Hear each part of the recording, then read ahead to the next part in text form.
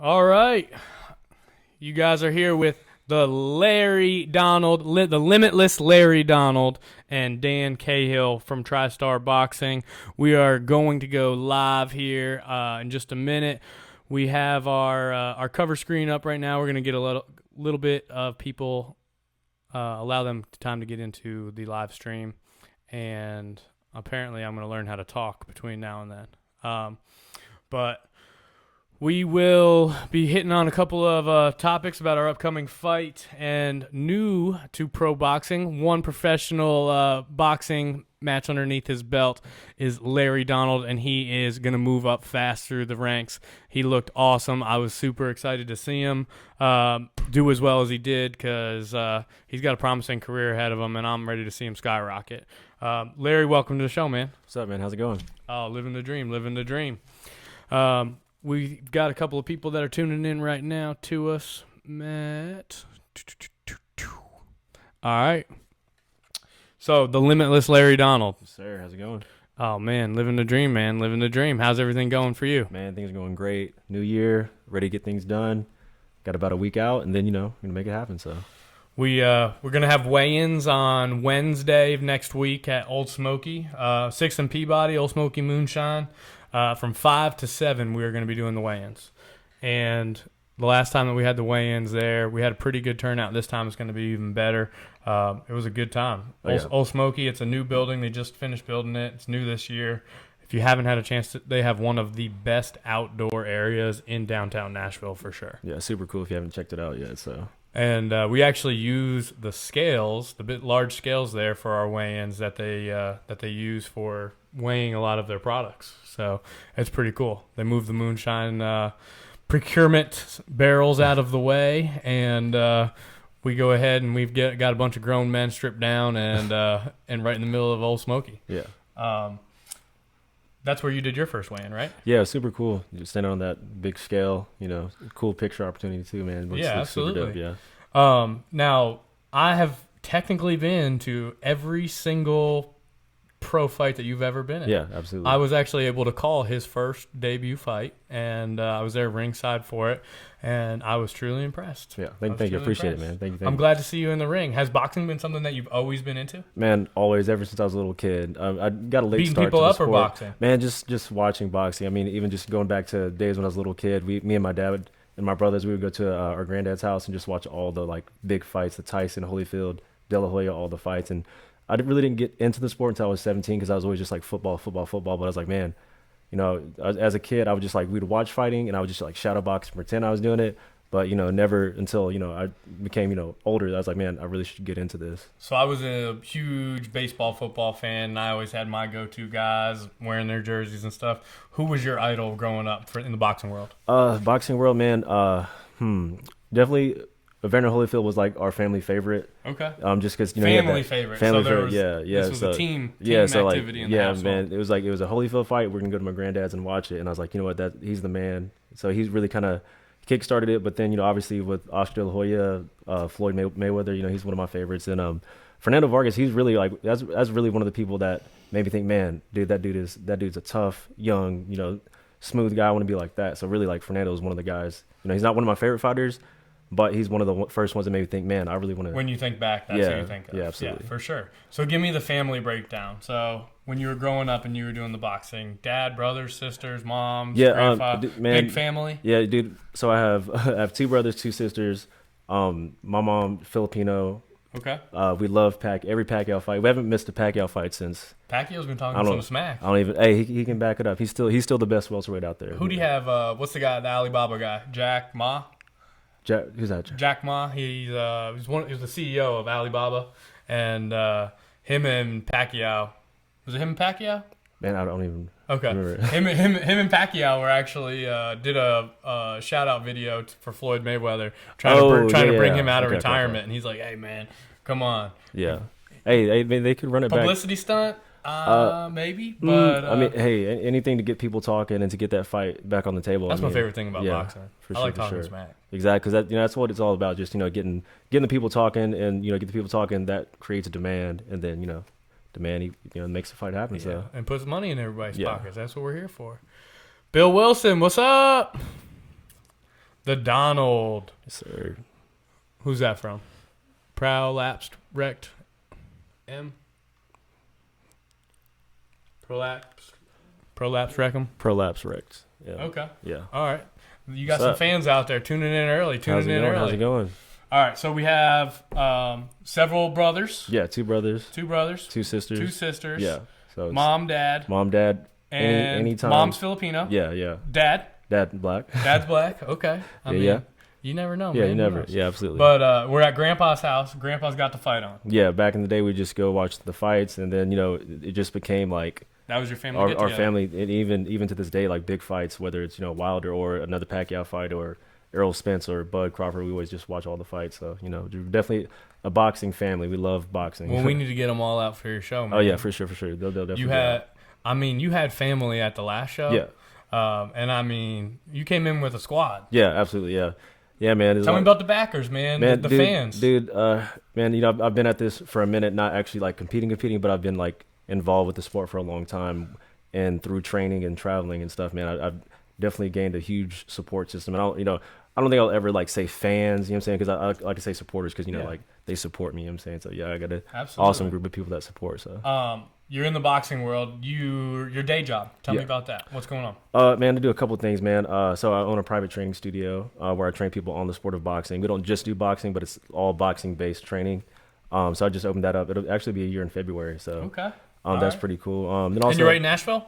Yeah, it's in Nashville. Yeah. So anybody in the local Nashville area that wants to get into the sport of boxing, looking for some training, a good location to train, check out my man's gym. He's got an awesome studio. LD Boxing. Yes, LD Boxing. Yeah. LD Boxing. See, you don't even have to do the shameless plugs. I'm gonna say thank you.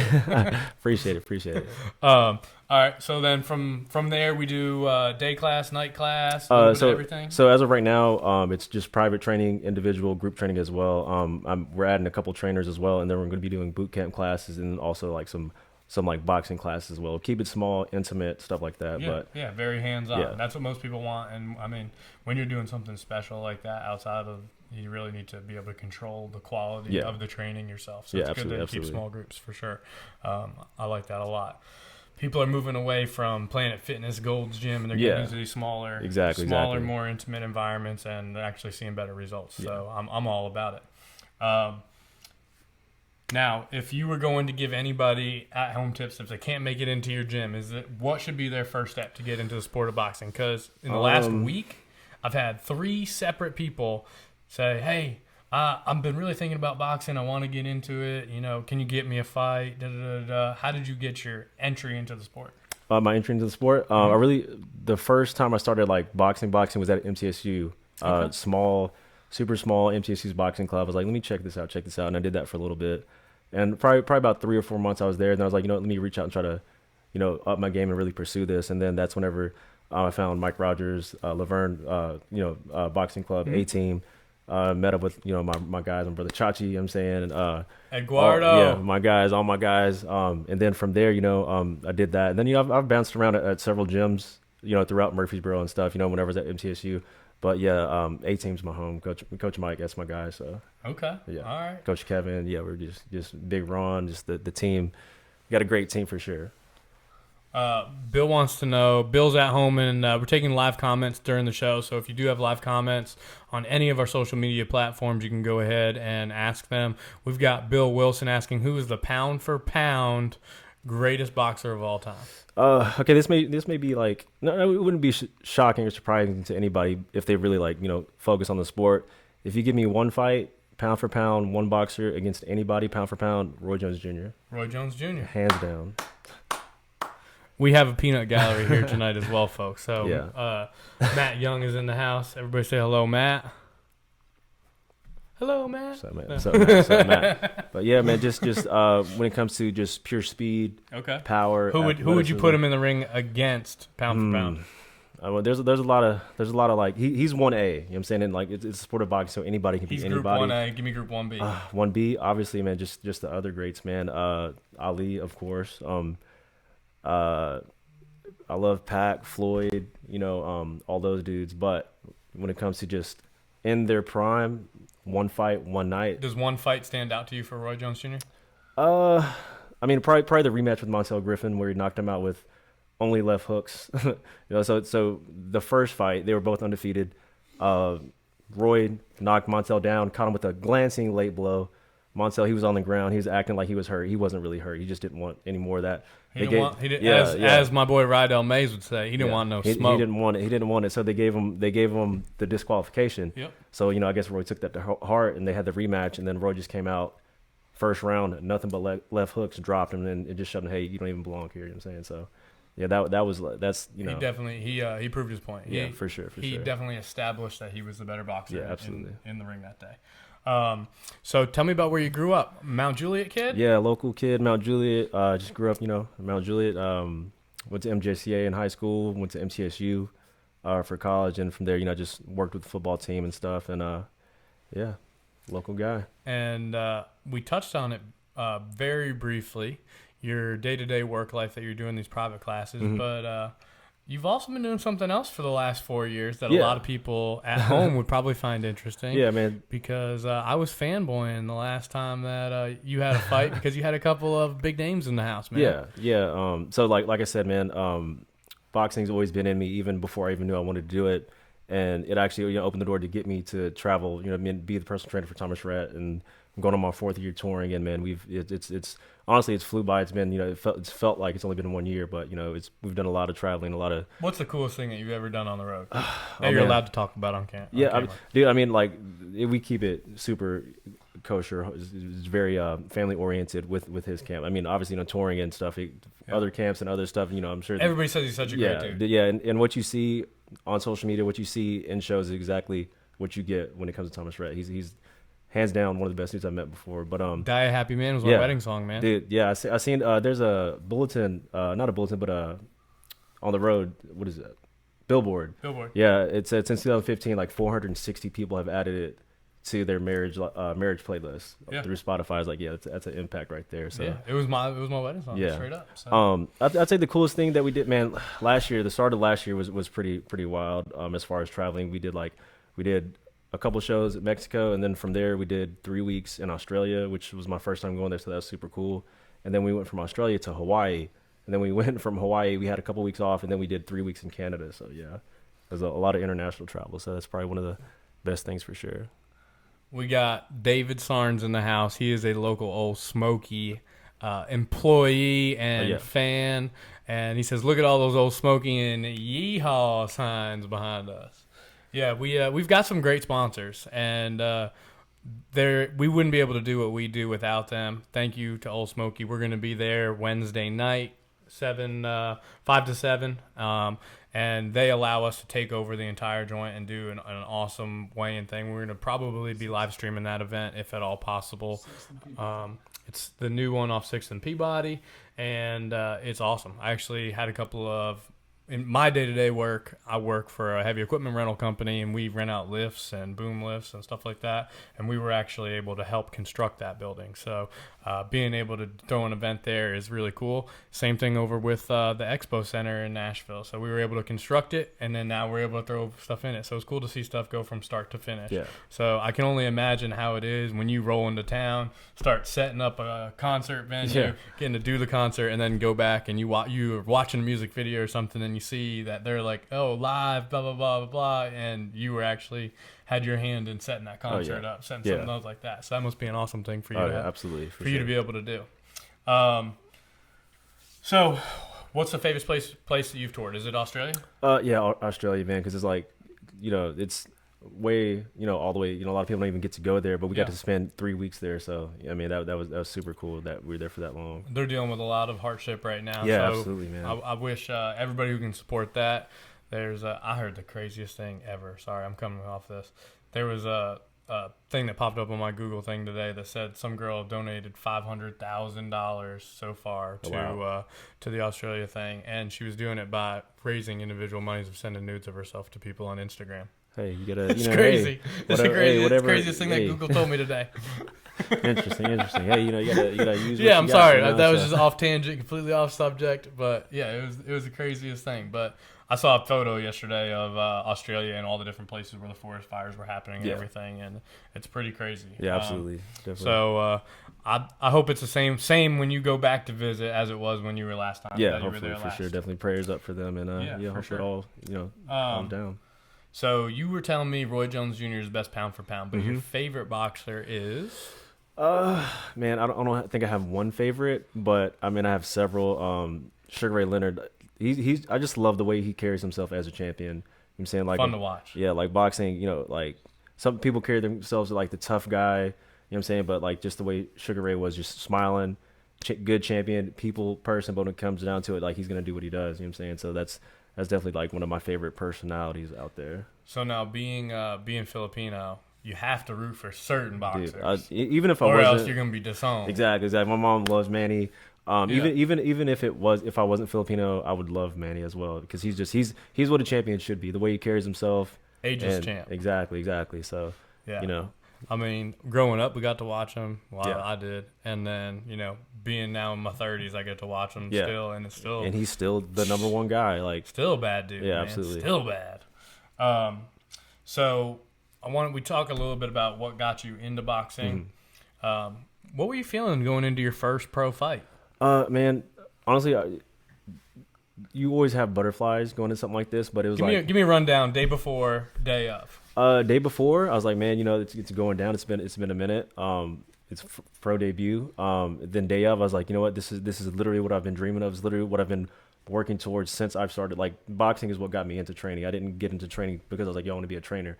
I got into training because I was like, look, if I train people on boxing, I'll have an opportunity to help train myself. And then, pretty much just building, back whenever I first started at a gym called Title Boxing Club. I started there as a trainer, worked that for a couple of years, and then I moved on to another gym training camp. And then finally I took that step out to, open up my own spot. And then from there, things just kind of skyrocketed and opened the opportunity for me to do this. So like the day of, I was like, man, this is, what I've been dreaming for, what I've been working for. And I was like, you know what, at the end of the day, it's time to do it. So when I honestly say, whenever I walked out there, I was like, there's no nerves because at the end of the day, I'm just going to do what I do. And that's what it was, man. And yeah, it was awesome. How much, for your training, how much of your training do you do with other people, and how much of your training do you do by yourself? As of right now, I do probably about half. I do a lot of training by myself, just because it's like with boxing, there's a certain amount of work that you have to do by yourself, regardless of whether a coach is there or not. So that extra work, that hard work that you do behind the scenes when nobody's looking, when you're not posting to Instagram, you're not showing how much you ran, showing how many push-ups you did, all that stuff. I dedicated. I was like, look, this is my opportunity to do it. So I'm just I don't have to have anybody to tell me to, hey, run these miles, or hey, do that. That's the difference between the guys that are successful and the guys that are just mediocre. Yeah. The guys that we got a couple of funny comments coming in. I like salami. Yeah, pretty crazy. Bring me a beer. Shout out to June and crazy. But yeah, man, the stuff that really separates the guys who are successful is the stuff that you don't see, the behind the scenes, the extra little thing here, the one more thing before I go home, the one more thing before everybody gets in the gym, the Kobe. Exactly, Kobe. The Yeah, Kobe the mindset. mantra. Exactly. Yeah, I watch a lot of Kobe videos for sure. Exactly. Get that Mamba mentality, man. You know what I'm saying? And one of my things, like, and I tell my clients, and I use it for myself, is like 5 more because you got it. You know what I'm saying? And then and I'll give my clients the opportunity to do like we're doing push-ups or whatever. I'm like, okay, this is the last set. 5 more if you got it. You know what I'm saying? Then I'm like, no, 5 more because you do have it. And they're like, okay, and they act like they don't, or they feel like they don't, and then they crank out that 5 more. Like, oh yeah, see, 5 more because you got it. So that little bit of extra just push, helps a long way for sure. Now, when you are training with other folks, who do you have in your club that you train with? Do you have a sparring partner? I work a lot with Chachi. Okay. Me, like I said, we started off with the same coach. Does he talk smack while you guys spar? No, not at all, man. All right. No, Chachi, I'm coming for you. He's a good dude for sure. He's helped me a lot. No, I like Chachi a lot. Like between, honestly, Chachi was my first guest. Yeah, and he helped kickstart like this opportunity for me, man. He's been my guy since I've known him since he was like 15, 16. It's my Laverne guy, man. Yeah, for sure. My new job is in Laverne, so we're right there on Industrial Boulevard. So I got a rep for Chachi. Yeah. Then also my buddy Jose. He's been doing a lot of work with me. He's actually become training with me as well. So okay. Yeah. All right. If you could fight any professional boxer that's not from Tennessee, that's mainstream boxing right now currently that you'd call out and match up with? Pick one. Uh, I don't know. I've always had a thing for Broner. Like I've always wanted to fight Broner. Something about He him. needs to get punched right now. Yeah, and hitting on a little he, 16-year-old yeah, I heard catch about me that. outside I did hear girl. about that. Yeah. Bad yeah. baby or whatever BS name she's got going on. Yeah, now. that mess. Yeah, he's gotten involved with all that. So but just I don't know. He didn't like super. He's not like super annoying to an extent, maybe, but like he just is who he is. But just something about him was like, man, I could just see myself in there with him. So you never know. A couple years from now, you never know what happens. So No, I'm glad. Start the beef now. oh yeah, We're gonna tag him in this. So I just took everybody out there that knows me knows I'm a huge Patriots fan. Shout out Patriots. But living in Tennessee is tough, man. It's hard out here for me. That was a hard one, man. Yeah, all those years of you being like, yo, we're on it. Hey, I started being a Pats fan long before they started winning. Yeah. So it wasn't always as good as it is, but yeah, man, it's been tough. But you're a big sports fan too. Yeah, huge sports fan. I'm number one sport outside of boxing. I'm a huge NBA fan. Okay. Huge NBA. NBA Jam. Yeah, NBA Jam, man. 2K. I'm on 2K now. Like like in times, it's like obviously you don't go out and hang out and stuff whenever you're in training. So man, I just been 2K. Well, yeah, when you're done training, you can't walk. Your legs. Yeah, are, your exactly, legs are exactly. So I just sit at the house and hop on the Xbox and good to go. So okay, who's your team? Lakers. Currently, I'm a LeBron fan. So where LeBron goes, that's where I go. So a lot of people don't like it, but hey, it's the truth. You like what you like. I'm a firm believer in you don't have to always follow a team. You can follow a player. Yeah. So I mean, there's lots of players who I only watched for them. When I was growing up, I lived in New England, next to the Boston Red Sox Stadium, and I was an Atlanta Braves fan because of Chipper Jones. Yeah, nice, so, absolutely. I understand. What happened to the Patriots? What happened to the Patriots? Thank you for bringing that up.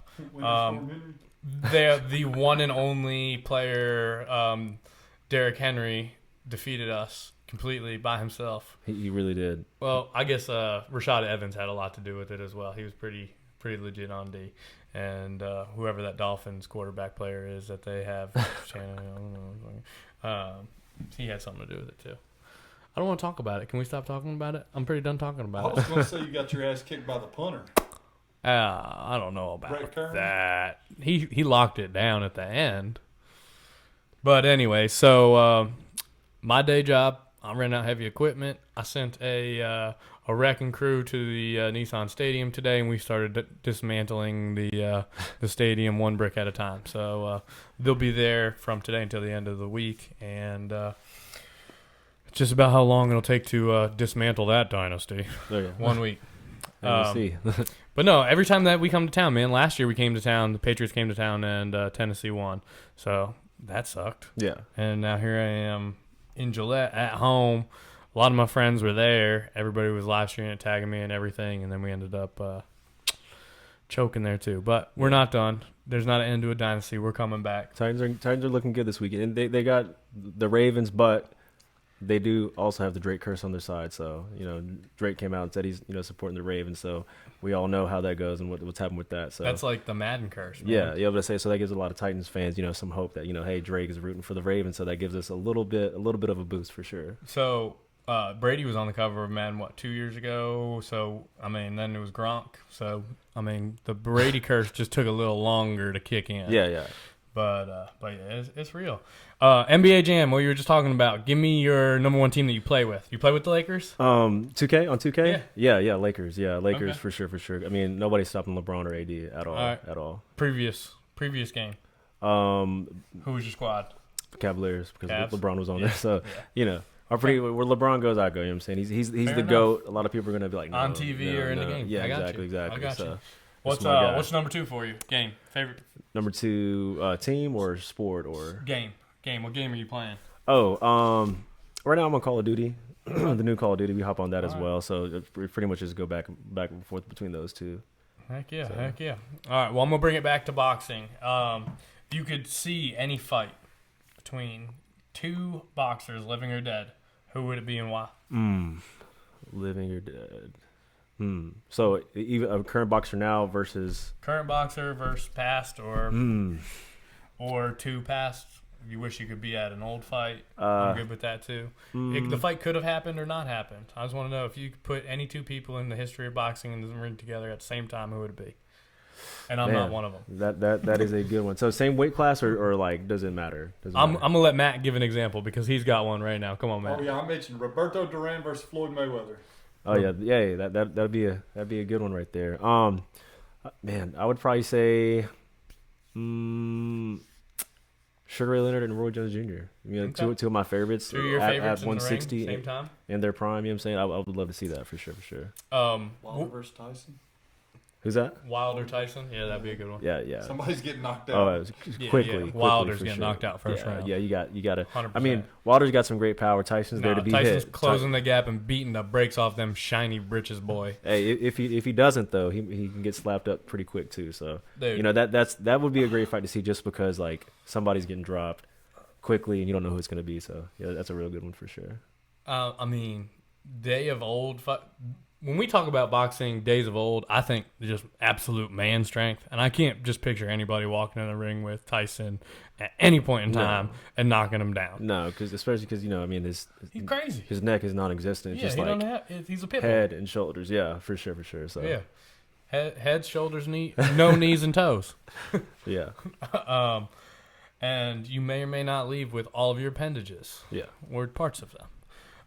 Now, I do want to ask what you are doing this time to prepare that you didn't do last time to prepare, because after you do something for the first time, there's always something that you want to correct or do better. Yeah. What is that thing moving into the next fight for you? I just want to be better at literally every single thing that, when it comes to being a fighter. You know what I'm saying? That first fight, it's different, it feels so much different than, any amateur stuff. It's like you're in there and footwork. I want to have better footwork, better punches, better combination punches. Obviously, up my cardio. Up, just want to be a more complete fighter every single time. So that's what I'm doing every single fight is just get better and better and better. And how many rounds are you going to be doing? This is 4 rounds as well. 4 rounds. Yeah. And last time was 4 rounds. Yeah. So the cardio was there, man. I don't think you had any issue with cardio. Yeah. You were in great shape. You were definitely in better shape than your opponent was for that fight. He gassed out a little bit earlier. And I think that's definitely why you won the decision on that for sure, because, he got tired out and you took advantage and you didn't back down. You did all the right stuff and ended up closing out the fight with a win. Yeah. Going into the next fight, probably I would say that this is going to be a bigger challenge, and I'm excited to see how you take it on. Yeah, absolutely. And we're gonna get to see what you're made of. Yeah, man. absolutely. So this guy, he'll probably throw more punches, which is good. More punches you throw, more openings you leave. So my job is just to continue to do what I do, use my movement, use my speed, and capitalize on his mistakes. So. Well, we got the knockout squad coming into this fight. Oh yeah. Last fight, we didn't have a single knockout. Yeah. Everything came down to decisions. I was promised by multiple fighters that this coming Thursday night, there is going to be the knockout crew in the Expo Center, and they're going to be coming for the drop. Absolutely. They want to see heads on mats. Yeah, we got some heavy hitters. There's going to be some good fights, and I had a good fighting for sure. So I was excited to see Chachi. Unfortunately, Chachi has withdrawn from our card because of an injury. And we're going to be seeing him soon. He's going to make a quick recovery. So for I hope for a quick recovery for you, Chachi, because I'm very excited to see you fight. I was very excited to see you on this one. But did just want to let you know out there that we were all thinking about you and hope that you get better soon so that we can get you out there. Oh, yeah. He'll be back for sure soon. So I've got a couple of other questions for you that are slightly based in boxing. If you could do any sort of training to get in better shape, would it be a boxing exercise or would it be a cardio or a CrossFit? Or if you were telling somebody who's wanting to get into the sport, what would be the best way to get in shape for boxing? Is it a boxing specific workout or is it something separate? I mean, I would just say running. You know what I'm saying? Like whenever I first started boxing, anybody whenever they first start boxing, they'll tell you, like, they'll come in. I was a football player. I was 17. I was 18. I was like, man, I'm in good shape. Whatever. I played football. I go out there to, and I'm like, I'm about to dominate this. In the first 3 minutes of mitts, I'm completely gassed. I'm like, what is this? Boxing just hits differently. than any other sport. And the best thing you do is just, do the road work. And that just goes back to the part I was saying, like that extra work that, that the stuff that's not fun, that self-discipline that you got to have in yourself. If you want to start, like, I would definitely show up and just start running. You know what I'm saying? And that's an easy way to start. Just, running, push-ups, sit-ups, running.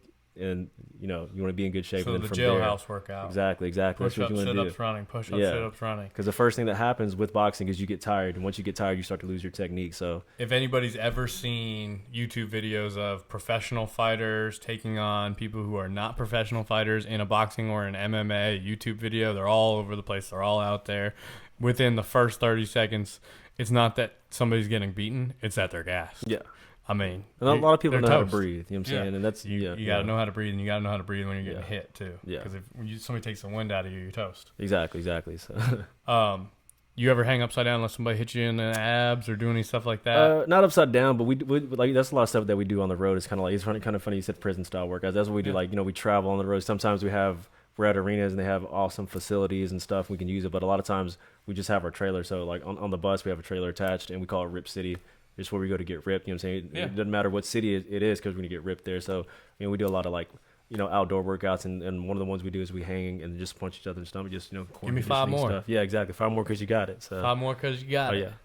I'm going to learn that. Yeah. I'm ringside. Exactly. Same thing. Just like say you do, some people, do 100 push-ups a day. You get that. It's like, man, I'm done. That's 100. You're like, you know what? Let me do 5 more because I got it. So I'm writing it down, folks. Yeah. Right now. We're going to get some 5 T-shirts more. going. Yeah. Because I got it. Because I got it. That's it.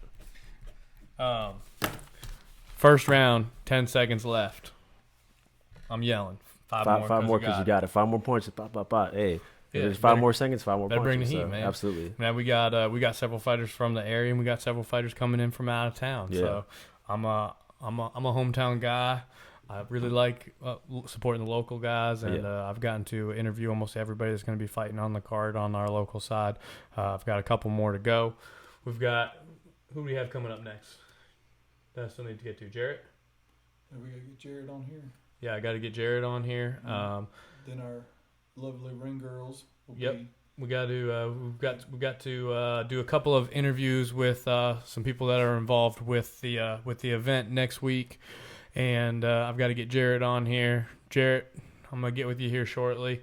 I do want to go to a couple of comments because I've been neglecting the comment portion over here. So Matt, if you want to bring that up and scroll that all the way there.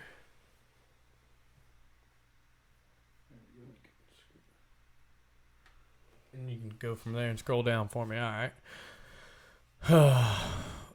All right. So we've got Adam Richards saying, "What's the word?" Paul Ware, hey cuz. June Stevens. We got Emma. Vicky Donald. What up, Vic? That's my sister. Hey, That's Vic. your sister? Yeah. One of two? Is that older or Yeah, younger sister? older, yeah. Older Yeah. sister. Mhm. Okay. All right. I'm getting the dynamics. Knock, knock. Who's there? Me. Me who? Me you. All right. Alex Salami. Get off the comment section, Emma. Your mom. Okay. Broccoli is good for you. Salami. We need better fans. Yeah. No, it's all good. And then this is my buddy Blake at the end here. Yes, I'm here to inquire about the couch that is for sale. How much is it and what material? Non-smoker. Yeah. Okay. So, lastly, which fight are you most excited to see?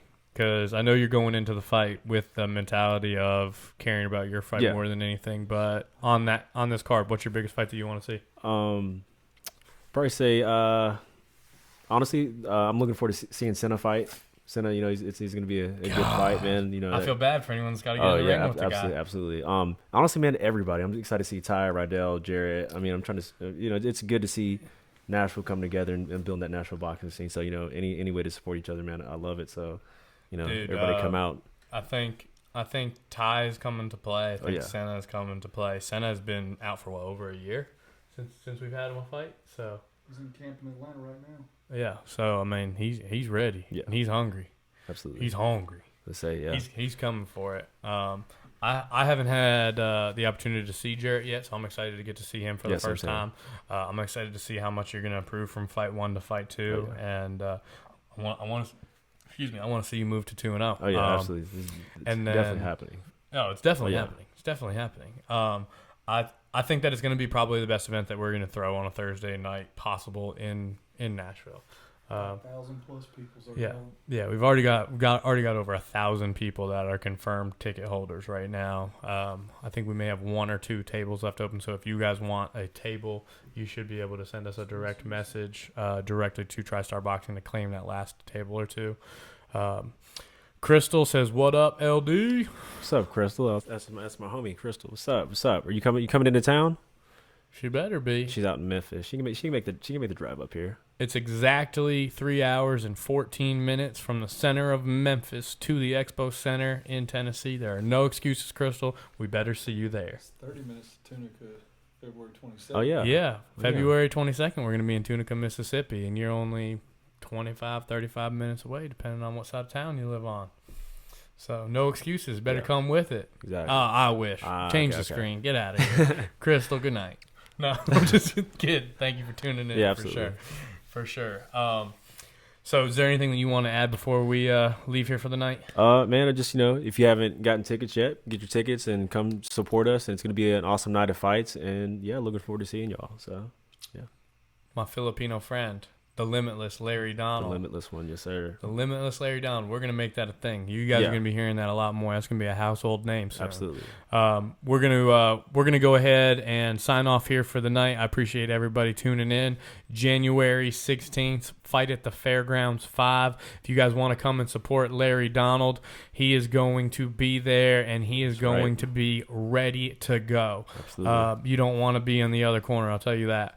If you guys want tickets, haven't got tickets, you'll be able to get onto TriStar Boxing, click Larry Donald, and you can obtain the $30 a piece for general admission tickets. And we've got several tables available, 10 tickets per table, $400 tables, $600 tables. I think we got 1 or 2 of each still left over. But it's going to be an awesome event. We got live music, live DJ, and I am out. The Limitless Larry Donald. With TriStar Boxing, Dan Cahill, Matt Young. We appreciate y'all. Have a good night. Have a good one.